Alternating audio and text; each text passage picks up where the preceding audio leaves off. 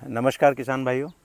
आज हम हैं हमारे बिकनगांव वाले खेत पर और यहाँ पर हम आज हमारे जो भावी फार्मर हैं, जो फ्यूचर फार्मर जिसको बोलते हैं, अर्नव जी को लेकर के आए हैं। तो अर्नव जी, आप थोड़ा अपना परिचय दीजिए। नमस्कार सभी को।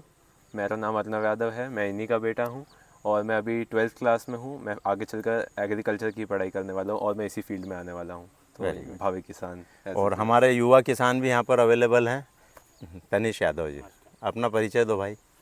मैं तनीश यादव, मैं राजस्थान का निवासी हूँ और मैं ये जो एसएस फार्म है इसमें अभी वर्क कर रहा हूँ और पूरा ये अभी जो है ये फार्मिंग में ही करता हूँ, पूरे नेचुरल फार्मिंग वे में। ओके, तो अभी हमारे अर्नव के कुछ सवाल है जो कि इन्होंने मुझे इंदौर में पूछे थे घर पे। तो मैंने इनको बोला था, इनकी अभी एग्ज़ाम ख़त्म हो गई, तो मैंने इनको बोला था कि अपन फार्म पर चलेंगे और वहाँ पर आपको जवाब देंगे उसके, तो प्रैक्टिकल में देखते हुए जवाब देंगे।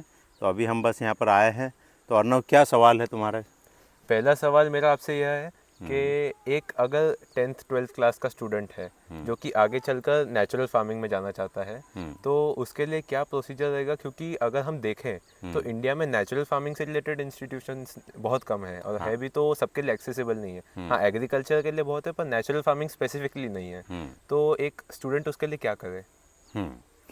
देखिए, ऐसा है कि नेचुरल फार्मिंग के लिए इंस्टीट्यूशन नहीं है, लेकिन एग्रीकल्चर की जो बेस है, जो पढ़ाई है ना, कहीं ना कहीं वो आपका ज्ञान को बढ़ाएगी। तो हम ये मानते हैं कि अभी फ़िलहाल नेचुरल फार्मिंग के ऊपर कोई इंस्टीट्यूशन नहीं है, लेकिन जिस तरीके से हमारी गवर्नमेंट नेचुरल फार्मिंग को, ऑर्गेनिक फार्मिंग को, इनको बढ़ावा दे रही है, उस तरीके से आगे भविष्य के अंदर नेचुरल फार्मिंग के लिए भी कुछ इंस्टीट्यूशंस आ जाएंगे, है ना। लेकिन जब तक हमको क्या करना है कि खेती की समझ को डेवलप करना है। तो खेती की समझ को डेवलप करने के लिए, चाहे वो आपकी केमिकल फार्मिंग हो, चाहे ऑर्गेनिक फार्मिंग हो, चाहे नेचुरल फार्मिंग हो, चाहे वैदिक फार्मिंग हो, कोई सी भी पाई जाए, होमा फार्मिंग हो, सारी फार्मिंग का जो कॉन्सेप्ट है वो कॉन्सेप्ट एक ही है। कॉन्सेप्ट क्या है? इसके अंदर क्या चीज़ें आती है? भूमि आती है, सबसे पहले धरती जिसको बोलते हैं, ज़मीन को या मिट्टी जिसको बोलते हैं, वो आती है। उसके बाद में वनस्पतियाँ आती है जो उसके ऊपर उगाई जाती है, ठीक है। और उन वनस्पतियों की हेल्थ आती है, ठीक है ना। क्योंकि वनस्पति की हेल्थ अच्छी रहेगी तो उसका अंदर जो दाने आएंगे, जो फल आएंगे, वो सब भी अच्छे आएंगे। तो वनस्पति की हेल्थ कब अच्छी होगी? जब मिट्टी की हेल्थ अच्छी होगी। तो कुल मिलाकर के कॉन्सेप्ट जो है, वो कॉन्सेप्ट क्या है कि केवल हमको कैसे भी करके मिट्टी की हेल्थ इम्प्रूव होना चाहिए और फिर वनस्पतियों की हेल्थ इम्प्रूव होना चाहिए और हमारे फूड की हेल्थ इम्प्रूव होना चाहिए। यही चीज़ है, है ना। तो इसके सारी समझ जो है वो हमारी एग्रीकल्चर की पढ़ाई से भी डेवलप होगी। लेकिन अभी समस्या क्या आ गई है कि एग्रीकल्चर के अंदर जो पढ़ाया जाता है ना, वो केवल केमिकल फार्मिंग को ही पढ़ाया जाता है।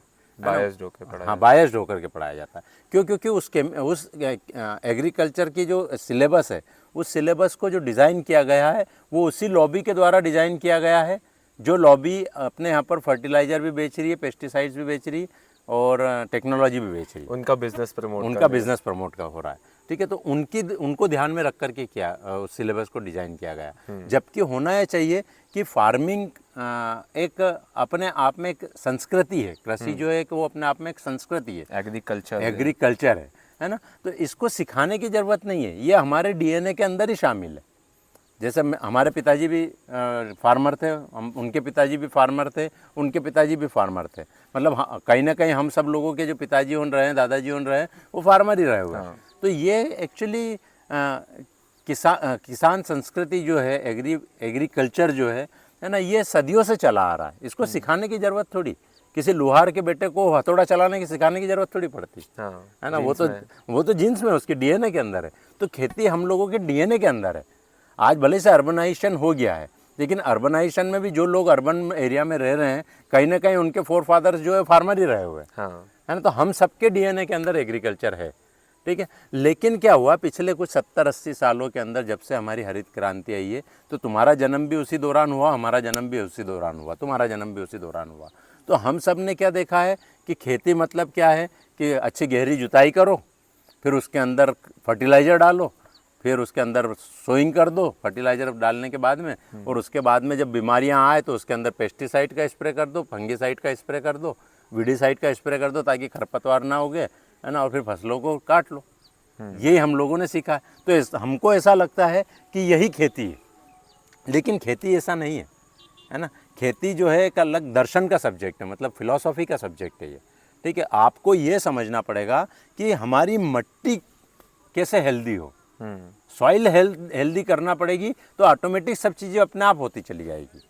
और सॉइल हेल्दी कभी भी फर्टिलाइजर डाल करके या पेस्टिसाइड डाल करके, फंगिसाइड डाल करके सॉइल हेल्दी कभी भी नहीं हो सकती। सॉइल के लिए जहर है, तो ये तो सॉइल के लिए जहर है। सब फर्टिलाइजर जहर नहीं है, लेकिन फंगिसाइड है, पेस्टिसाइड है, वीडिसाइड है, सब तो जहर है। तो आप किसी को जहर खिला करके क्या उसको हेल्दी बना सकते हो? बिल्कुल भी नहीं, बिल्कुल भी नहीं बना सकते। तो हमको सॉइल की हेल्थ के ऊपर काम करना पड़ेगा। तो सबसे पहले सॉइल की हेल्थ के ऊपर काम करने के लिए क्या करना पड़ेगा, ये समझना पड़ेगा कि सॉइल की हेल्थ एक्चुअल होती क्या है, ये कैसे सुधरेगी, उसके ऊपर काम करना पड़ेगा, ठीक है। तो ये हमारे पूर्वज हमको ज़्यादा अच्छे से बता सकते हैं। जो पूर्वज प्रैक्टिस करते आ रहे थे, जो खेती करते आ रहे थे, वही सारी प्रैक्टिसेस अगर हम करते जाएंगे तो ऑटोमेटिक सॉइल हेल्दी हो जाएगी।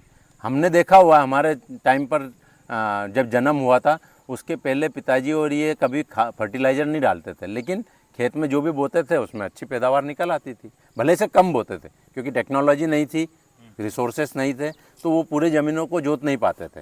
लोग भी कम थे, रिसोर्सेस की भी कमी थी, ज़मीनें ज़्यादा थी, तो इस वजह से वो सारी ज़मीन को जोत नहीं पाते थे। लेकिन जो जोत पाते थे उसके अंदर केवल बीज जा कर के डालते थे और उसका थोड़ी सी देख रेख कर लेते थे, चौकीदारी कर लेते थे। उसको समय पे जब पानी की ज़रूरत हो पानी वानी दे दिया, है ना, और बाद में काट करके ले आते थे।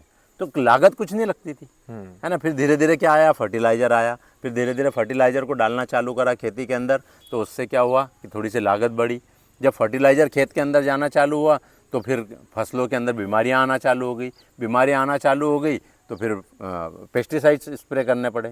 फिर ज़्यादा लंबे टाइम तक फर्टिलाइज़र और पेस्टिसाइड्स डालते गए तो वहाँ खेती के अंदर के जो जीवाणु हैं, सूक्ष्म जीवाणु, वो मरना चालू हो गए। वो मरना चालू हो गए तो फंगस डेवलप होना चालू हो गई। तो फंगस डेवलप होना चालू हो गई तो फंगिसाइड डालना पड़ा, ठीक है। फिर जब इन सब चीज़ों का यूज़ करने लगे तो ज़मीन में कमज़ोर हो गई। तो ज़मीन जब कमज़ोर हो गई तो ज़मीन ने फिर खरपतवार उगाना चालू करी।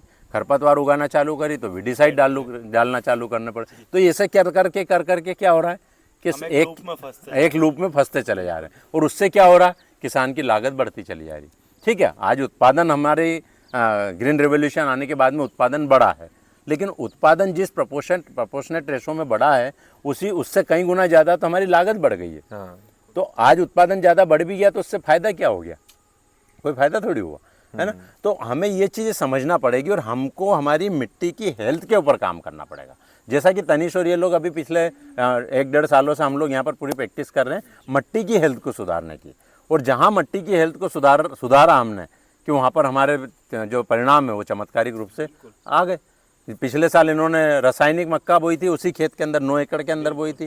कितने क्विंटल पैदा हुई थी? कुछ 100 कुंटल के आसपास पैदा हुई थी, है ना। जिसके अंदर हमने फर्टिलाइजर भी डाला था, पेस्टिसाइड भी डाला था, है ना, फंगिसाइड शायद नहीं डाला था। नहीं, जितना मतलब इस एरिया में जिस तरीके से रासायनिक फार्मिंग करी जाती है, एज इट इज़ हमने उन्हीं लोगों से सलाह मशवरा करके उन्हीं टीमों को लगा के एज इट इज़ हमने करी। तो यूरिया भी डाला, डीएपी भी डाला, पोटास भी डाला, है ना, और पेस्टिसाइड्स भी डाला। और उसके बाद भी इल्लियाँ थी, बिल्कुल, है ना। लेकिन इस साल हमने ज़मीन की हेल्थ के ऊपर काम करा।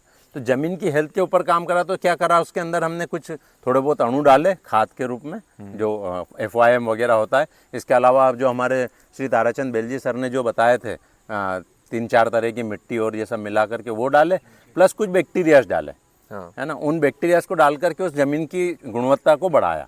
और उसके बाद जब हमने उसके ऊपर फसल लगाई इस साल, तो फसल पैदावार उतनी हुई और कम एरिया में, है ना। नहीं, एरिया उतना ही 8 एकड़ में हुई अब की बार। क्यों 9 एकड़ होता ना? नहीं, 1 एकड़ में तो अपने गेहूं थे ना। अच्छा, हाँ राइट, 1 एकड़ में गेहूं थे, उसके बावजूद भी पैदावार उतनी हुई, है ना। इसके अलावा हमने बीच बीच में चना भी लगा दिया था, तो चना भी पैदा हो गया, ठीक है। तो फर्टिलाइजर की सारी लागत घट गई, ठीक है। बैक्टीरिया वगैरह डालने की हमारे शुरू साल में लागत आई, लेकिन क्या हुआ, अल्टीमेटली उस सॉइल की हेल्थ के ऊपर हमने काम किया, ठीक है। तो रिजल्ट आ गए। ओवरऑल उत्पादन भी अपना ज़्यादा ही हुआ। और साथ में क्या होगा, अगर अब आप देखोगे तो लागत घट गई, उत्पादन उतना ही आया, चना एक्स्ट्रा आ गया और गेहूं भी एक्स्ट्रा आ गया। गेहूं कितना निकला हमारा? 10 क्विंटल निकला। 10 क्विंटल। 10 क्विंटल निकला। चना कितना निकला? चना निकला हमारा लगभग 20 क्विंटल नहीं 14 क्विंटल। 14 क्विंटल निकला है, जिसमें से वो बारीक वाला हटा के 14 निकला। हाँ, अच्छा ओके, टोटल 20 निकला, उसमें से छटनी करके शॉर्टिंग करा तो 14, तो 14-15 क्विंटल चना निकल आया। और मक्का वही 100 क्विंटल के आसपास निकली। ठीक है, तो इतनी पैदावार बढ़ गई, लागत घट गई। तो इसका मतलब क्या हुआ कि ज़मीन की हेल्थ को काम किया, तो सब चीज़ें अपने आप। और फिर दूसरा, जो पैदावार आई है वो पूरी तरह से जहर मुक्त पैदावार है। तो आज उस पैदावार को, उस अन्न को, अनाज को कोई इंसान खाएगा तो उसको भी तो उसके सारे न्यूट्रिशन मिलेंगे ना। तो कुल मिला करके हमें जो है हम टॉपिक से कुछ बहुत ज़्यादा आगे निकल गए, है ना। लेकिन टॉपिक ये था कि यार कहीं कोई नया स्टूडेंट अगर आता है तो वो कैसे सीखेगा। तो भाई आप सीखो यूनिवर्सिटी के अंदर जा करके, क्योंकि कुछ चीज़ें वहाँ की अच्छी भी है। जैसे आज हमको ज़रूरत लगती है कि हम जो बैक्टीरिया ज़मीन के अंदर डाल रहे हैं, तो बैक्टीरिया की काउंटिंग जितनी हम चाहते हैं उतनी काउंटिंग आ रही है कि नहीं आ रही है, तो ये कहाँ पर पता चलेगा, पढ़े लिखे लोग ही पता कर सकते हैं। ठीक है ना। कोई प्लांट है, प्लांट की रूट्स जो है वो रूट्स कैसी फैल रही है, तो उसकी टैप रूट है कि फाइब्रस रूट है कि, और कौन सी रूट के साथ में कौन सी रूट का प्लांट जो है वो गुड बिहेव करेगा, कौन सा बैड बिहेव करेगा, ये पढ़ाई लिखाई से आएगा, है ना। तो आप वो भी पढ़ो लिखो, साथ में आपको अनुभव लेना पड़ेगा ऐसे अनुभव युवा किसानों के साथ में जो कि मट्टी की हेल्थ के ऊपर काम कर रहे हैं। तो उनसे तुम जब यहाँ पर आओगे और बार बार इनके साथ रह करके देखोगे तो तुम्हारी वहाँ की एजुकेशन जो एकेडमिक एजुकेशन है, ठीक है ना, वो एकेडमिक नॉलेज और यहाँ का प्रैक्टिकल नॉलेज, इन दोनों का जब कॉम्बिनेशन होगा, ठीक है, तो तुम्हारे पास में एक एक्स्ट्रा लेवल का नॉलेज हो जाएगा। तो तुम्हारे जैसे जितने भी फार्मर्स है जो कि युवा उभरते किसान जो है वो गाँव में भी है, जो कि एग्रीकल्चर पढ़ने जा रहे हैं, तो उनको अपनी पढ़ाई के साथ साथ उन किसानों से भी मैं ये बात बोलना चाहूँगा, या उन युवाओं से भी ये बोलना चाहूँगा कि उनको अपनी पढ़ाई के साथ साथ अपने पिताजी के साथ, अपने दादाजी के साथ में खेत पर भी जाना चाहिए, वो अनुभव भी लेना चाहिए और साथ साथ में पढ़ाई भी करना चाहिए। और जब दोनों का कॉम्बिनेशन बना करके और जब आप खेती के अंदर सही तरीके से आओगे समझ करके, तो फिर इसके अंदर रिवोल्यूशन आएगा। और फिर अभी क्या हो रहा है, अभी जो फार्मर या अभी जो एग्रीकल्चर की फील्ड में जो पढ़ रहे हैं ना, वो या तो किसी न किसी खाद की दुकान पे काम कर रहे हैं, या किसी दवाई की दुकान पे काम कर रहे हैं, या कोई गवर्नमेंट जॉब कर रहा है, ये जा रहे हैं, बिल्कुल, है ना। वो आकर के खेती नहीं कर रहे हैं। हाँ। तो उनको आकर के खेती भी करना चाहिए। भाई आज आपने पढ़ने लिखने की समझ ले ली, एकेडमिक नॉलेज ले लिया, साथ में यहाँ का आपके पास में प्रैक्टिकल नॉलेज है, इन दोनों के कॉम्बिनेशन से कुछ अच्छा करने की कोशिश करो। और वो अच्छा करने की कोशिश करोगे तो अच्छा होगा, और अच्छा होगा तो ही देश के अंदर सुधार आएगा। समझ आए? हाँ। है ना। इसके अलावा कोई दूसरा क्वेश्चन? नेक्स्ट क्वेश्चन मेरा ये है कि एक केमिकल फार्मिंग होता है, फिर ऑर्गेनिक फार्मिंग और नेचुरल फार्मिंग, इन तीनों में क्या डिफरेंसेस है, और जो फार्मर उसे करता है उसमें क्या डिफरेंसेस है? ओके, देखिए देखा जाए तो बहुत छोटा छोटा सा डिफरेंस है, लेकिन उसके रिजल्ट जो है ना बहुत बड़े बड़े से। केमिकल फार्मिंग क्या होता है, जो अभी हम बातें कर रहे थे कि बाजार से रासायनिक खाद खरीद करके लाए, उसको खेतों में डाला, ठीक है, और उससे जो फसलें उत्पादित हुई वो केमिकल फार्मिंग कहलाती है ना। उसके अंदर अगर बीमारी आई तो पेस्टिसाइड डालना, फंगिसाइड डालना, विडिसाइड डालना, ये सब डाल करके और जो फसल पैदा होगी, है ना, वो केमिकल फार्मिंग कहलाती है। अब ऑर्गेनिक फार्मिंग क्या है? मेरे ख्याल से तो ऑर्गेनिक फार्मिंग नाम की जो चीज़ है वो एक नया ट्रैप है किसानों के लिए, किसानों के लिए भी, और जो यूज़र उसको खा रहा है उसके लिए भी। क्यों? क्योंकि ऑर्गेनिक फार्मिंग में मैं मानता हूँ कि जहर कम है, लेकिन ऑर्गेनिक फार्मिंग के अंदर भी वही इनपुट्स डाले जाते हैं और खेती पैदा की जाती है।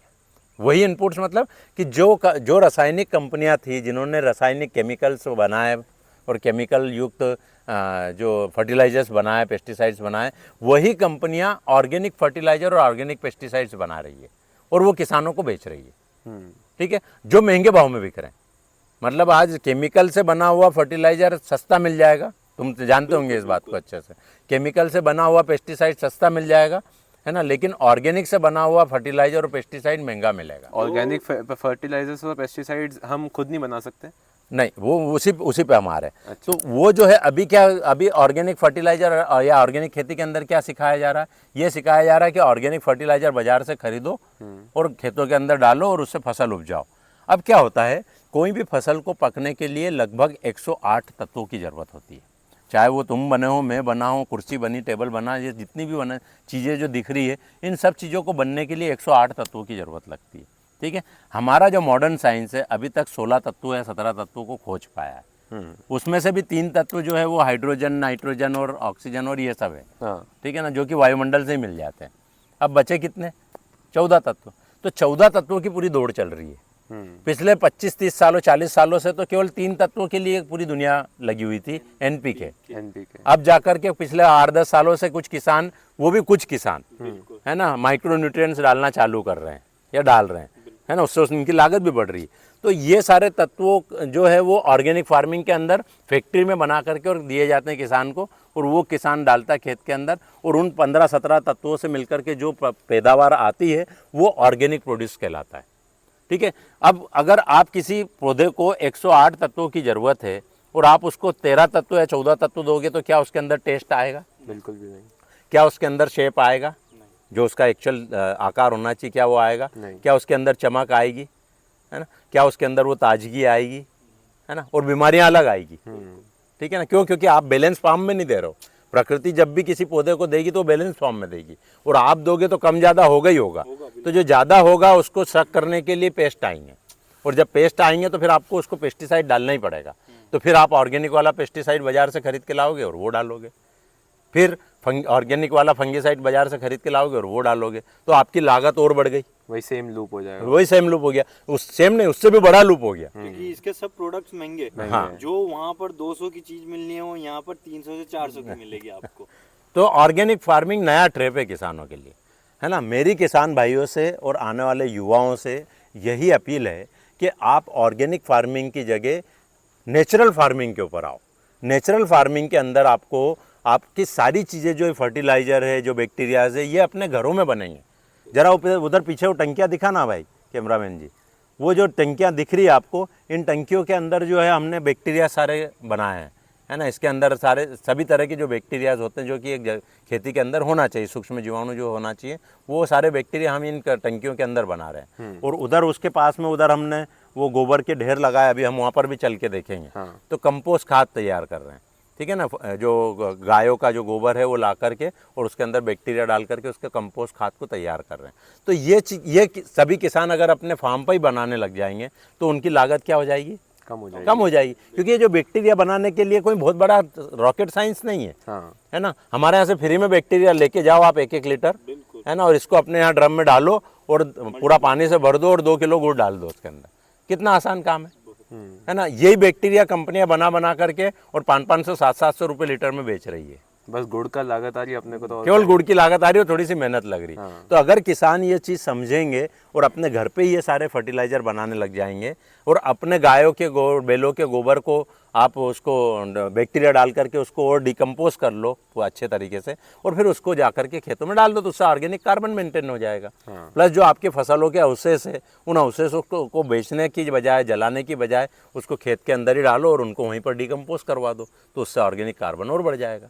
आज हमारे खेतों का ऑर्गेनिक कार्बन हिंदुस्तान के अंदर 0.3, 0.4 माना जाता है एवरेज, है ना, जो कि होना चाहिए 1, 2, 1.5 ऐसा होना चाहिए, है ना। 0.5 से नीचे जब भी ऑर्गेनिक कार्बन होता है तो वो खेत जो है फसल बोने लायक नहीं बचता है। अच्छा, अभी तो ऑन एवरेज सभी जगह 0.3, 0.4 होने लग गया। अपने खेतों का एवरेज क्या रहेगा? अभी वही है 0.3, 0.4 ही है। लेकिन जैसे ही हम ये प्रैक्टिसेस कर रहे हैं तो उनका ऑर्गेनिक कार्बन बढ़ने लग गया। अब वो कितना बढ़ करके आया, इस साल की हमारी जो सॉइल टेस्टिंग है उसकी रिपोर्ट से पता चलेगा। अभी हमारी रिपोर्ट नहीं आई है, अभी हमने टेस्टिंग कराई नहीं है। लेकिन पिछले साल की रिपोर्ट हमारे पास में रखी हुई है, इस साल की फिर से हम रिपोर्ट करा रहे हैं, तो ऑर्गेनिक कार्बन उसमें क्या फ़र्क आया है वो पता चल जाएगा। लेकिन ऑर्गेनिक कार्बन 1 साल में नहीं बढ़ेगा। ऑर्गेनिक कार्बन के लिए आपको ऑर्गेनिक मैटर खेतों में डालना पड़ेगा। तो ऑर्गेनिक मैटर 2-3 तरह का होता है। एक होता है सेमी डिकम्पोज्ड ऑर्गेनिक मैटर, जो कि जैसे गोबर का खाद हो गया, बकरी की लीद हो गई, इस टाइप से जो सेमी डिकम्पोज होता है, क्योंकि ये जानवर के पेट में जा रहा और कुछ डिकम्पोज वहाँ पर हो गया और बचा हुआ फिर आपने यहाँ ला करके डिकम्पोज कर दिया। और एक ऑर्गेनिक मैटर होता है फसलों के अवशेष, है ना। तो वो फसलों के अवशेष खेत में जाएंगे, फिर नमी की दशा में वहाँ बैक्टीरिया भी होंगे, पहले वो सेमी डिकम्पोज होंगे, फिर डिकम्पोज होंगे और फिर वो ऑर्गेनिक कार्बन में कन्वर्ट होंगे।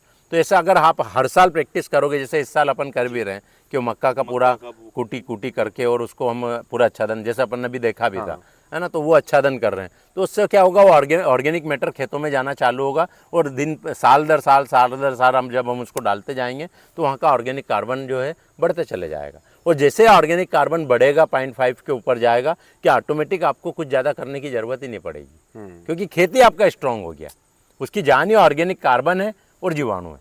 आप जीवाणु मतलब बैक्टीरिया, तो ये सारे बैक्टीरिया आप खेतों के अंदर डाल रहे हो, ऑर्गेनिक कार्बन खेतों के अंदर डाल रहे हो, तो बस ये दो ही चीज़ तो चाहिए और कुछ चाहिए नहीं। तीसरी चीज़ चाहिए उसको एनवायरनमेंट, है ना, जिसको बायोडाइवर्सिटी कहा जाता है। तो बायोडाइवर्सिटी के लिए हम लोग क्या करते हैं, अपने खेतों की मेड़ों के ऊपर पेड़ भी लगाते हैं, ये कंपलसरी है हमारे। एक तो मेड़ ऊंची कर लेते हैं हम अपने खेतों की, जैसा अभी हमने तुमको दिखाई भी थी कि सारी मेड़ हमने खेतों की क्या करा, ऊंची कर दी, ताकि हमारा ऑर्गेनिक कार्बन बह करके अपने खेत से बाहर न जा पाए, पानी बह करके और खेत से बाहर न जा पाए। जब ओवर हो जाएगा तो ओवर वाला जो पानी वाटर है वो ओवरफ्लो होकर के बह जाए चलेगा, लेकिन ज़्यादा से ज़्यादा कोशिश हमको करना है कि खेतों का पानी खेत में ही रहे, खेतों का कार्बन खेत में ही रहे, ठीक है। और मेड़ों के ऊपर पेड़ लगा देना, उन पेड़ों से को भी हम उस तरीके से चुन चुन के लगाते हैं कि उनसे भी हमको कहीं ना कहीं रेवेन्यू जनरेशन होता है, तो वो भी कमाई देगा, ठीक है। साथ ही साथ क्या होगा, जब बायोडाइवर्सिटी मेंटेन होगी तो पक्षी आएंगे, उन पेड़ों के ऊपर अपना घर बनाएंगे, तो आपके जो फसलों के अंदर जो पेस्ट आएंगे थोड़े बहुत, उनको पक्षी चुन चुन करके खाएंगे और उनकी वो इकोलॉजी बनती चली जाएगी, मधुमक्खियों की इकोलॉजी बनती चली जाएगी, है ना, तितलियों की इकोलॉजी बनती चली जाएगी। तो ये सब बायोडाइवर्सिटी जब मेंटेन होगी, आपने ऑर्गेनिक कार्बन खेतों के अंदर कर दिया और ऊपर से बैक्टीरिया डाल दिया, तो बस ये 3 चीज़ें आपने कर दी कि आपका खेत धीरे धीरे करके और अच्छा उपजाऊ बन जाएगा, नेचुरल इकोसिस्टम। Natural ecosystem. तो this is called natural farming. अब इसमें सिखाना क्या है, हाँ, कुछ सिखाने लायक है ही नहीं, गिनती की 3-4 चीज़ें तो है जिनको आपको मेंटेन करना। हाँ, ये कैसे होगा, ये आपको जो अनुभवी किसान जो कि प्राकृतिक खेती कर रहे हैं उन किसानों से जा कर के मिलोगे तो आपको उसका इम्पोर्टेंस समझ में आने लग जाएगा। तो अब तुमने वहाँ पढ़ोगे कॉलेज के अंदर, और जब यहाँ पर तुम प्रैक्टिकल में देखोगे तो रिलेट कर पाओगे, दोनों चीज़ों को आपस में रिलेट कर पाओगे, तो ऑटोमेटिक तुमको समझ में आने लग जाएगा। और जैसे तुम्हारे जैसे जब युवा किसान इस फील्ड में आएंगे और लोगों को समझाएंगे, जो किसान नहीं समझ पा रहे हैं अज्ञानतावश, तो उन लोगों को जब समझाओगे और अवेयरनेस बढ़ेगी तो धीरे धीरे नेचुरल फार्मिंग का माहौल बढ़ने लग जाएगा। और जब सब लोग नेचुरल फार्मिंग करेंगे तो सबकी दुकानें रासायनिक खाद वालों की इनकी बंद होना चालू हो जाएगी और प्रकृति अच्छी होनी चाहिए, प्रकृति अच्छी होना चालू हो जाएगी। बहुत अच्छा। तो ये चीज़ें हैं। अब इसके अलावा और क्या सवाल तुम्हारा? इसके अलावा यहाँ पर बहुत हो गया, अब कंपोस्ट के पे चलते हैं, वहाँ पर मेरा एक सवाल है। ठीक है, कंपोस्ट वाला देख लेते हैं।